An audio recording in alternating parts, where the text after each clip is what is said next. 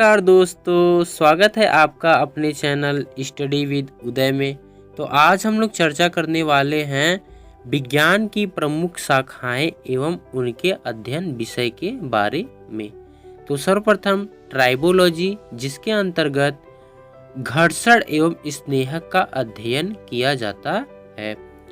फिर न्यूमेस्मेटिक्स, जिसके अंतर्गत पुराने सिक्कों का अध्ययन किया जाता है। अगला आता है न्यूमेरोलॉजी, जिसके अंतर्गत अंकों का अध्ययन किया जाता है। अगला आता है न्यूरोलॉजी, जिसके अंतर्गत तंत्रिकाओं का अध्ययन किया जाता है। अगला आता है पीसी कल्चर, जिसके अंतर्गत मछलियों का व्यापारिक उत्पादन का अध्ययन किया जाता है।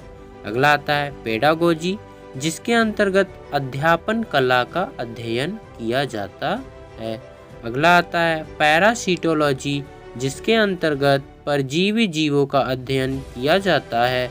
अगला आता है पैडोलॉजी, जिसके अंतर्गत मिट्टी का अध्ययन किया जाता है। अगला आता है पैथोलॉजी, जिसके अंतर्गत रोगों की प्रकृति के कारण उपचार आदि का अध्ययन किया जाता है। अगला आता है पैलिनोलॉजी, जिसके अंतर्गत विभिन्न प्रकार के परागकणों का अध्ययन किया जाता है। अगला आता है पैरोलॉजी, जिसके अंतर्गत स्पंजों का अध्ययन किया जाता है। अगला आता है पैलियोंटोलॉजी या पैलियोबायोलॉजी, जिसके अंतर्गत जीवाश्मों का अध्ययन किया जाता है। अगला आता है पोमोलॉजी, जिसके अंतर्गत फलों का अध्ययन किया जाता है।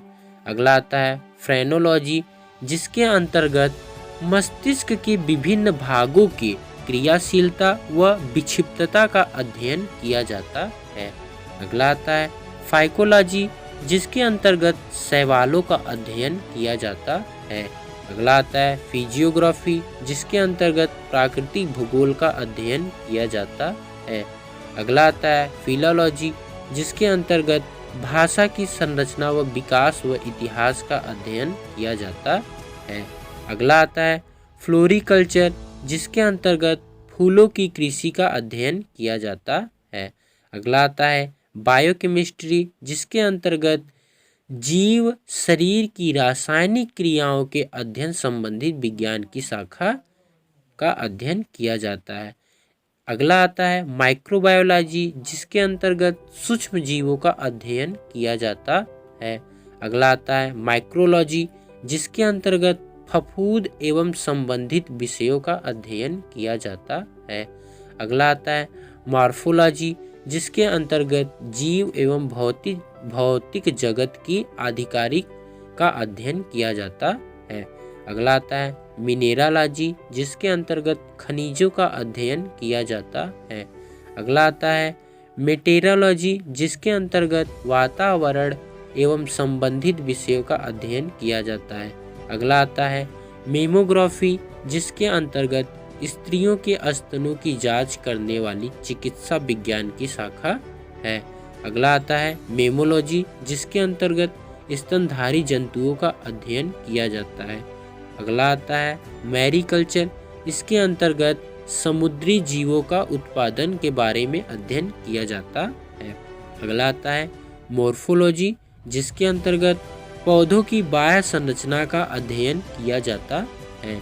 अगला आता है मोलिक्यूलर, जिसके अंतर्गत बायोलॉजिक आणविक स्तर पर जीवों की संरचना व कार्यों का अध्ययन किया जाता है। अगला आता है लिथोलॉजी, जिसके अंतर्गत चट्टानों एवं पत्थरों से संबंधित विषयों का अध्ययन किया जाता है। अगला आता है लेक्सिकोग्राफी, जिसके अंतर्गत शब्दकोश का संकलन होता है। अगला आता है विटिकल्चर, जिसके अंतर्गत अंगूर की खेती का अध्ययन किया जाता है। अगला आता है साइकोलॉजी, जिसके अंतर्गत मनोविज्ञान का अध्ययन किया जाता है।